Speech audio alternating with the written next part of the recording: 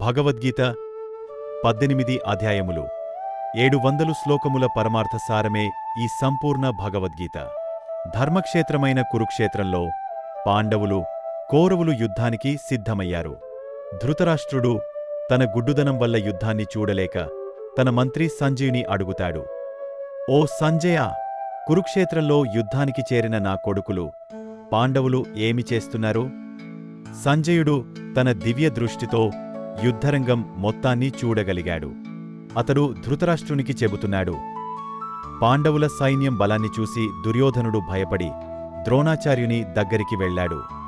గురువుగారు, చూడండి, పాండవుల సైన్యం ఎంత బలంగా సిద్ధమైందో.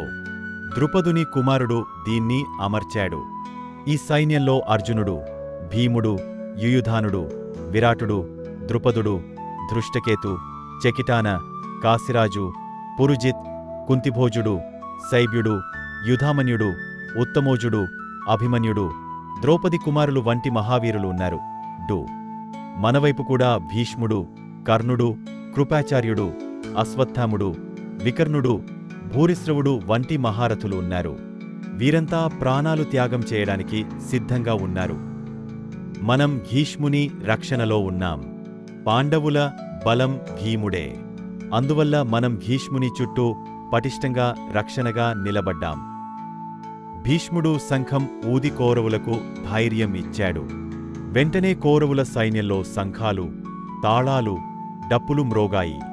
ఆ శబ్దం భూలోకాన్ని, ఆకాశాన్ని దడిపించింది. ఇతర పక్క కృష్ణుడు తన పాంచజన్యం శంఖాన్ని ఊదాడు.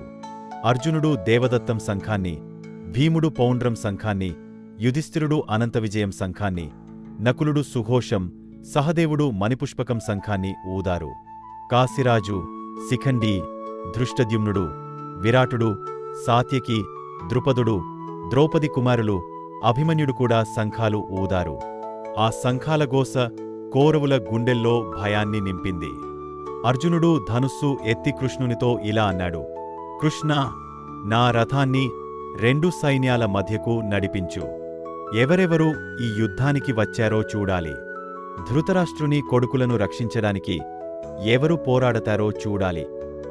కృష్ణుడు అర్జునుని రథాన్ని భీష్ముడు, ద్రోణుడు వంటి పెద్దవారి ముందు నిలిపి, ఇక్కడ నీకు ఎదురైన వీరులను చూడు అన్నాడు.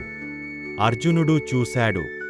తన బంధువులు, స్నేహితులు, సోదరులు, పెద్దవారు అందరూ రెండు వైపులా నిలబడి ఉన్నారు. తన గుండె బరువెక్కింది. శరీరం విరిగపోతున్నట్టు అనిపించింది.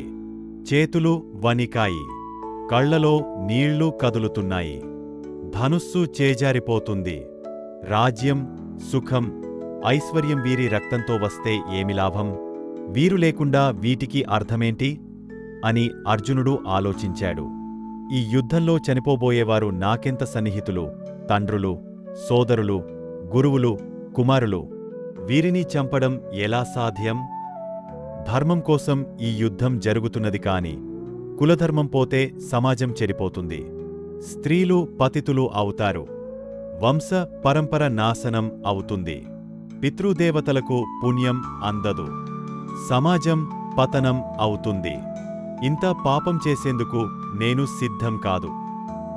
ఎవరైనా ఈ కౌరవులు నన్ను నిరాయుధుడిగా చంపితే కూడా నాకు సరిపోతుంది. కాని నేను వీరిని చంపలేను అన్నీ చెప్పి అర్జునుడు గాంధీవాన్ని పక్కకు వేసి రథంలో కూర్చున్నాడు.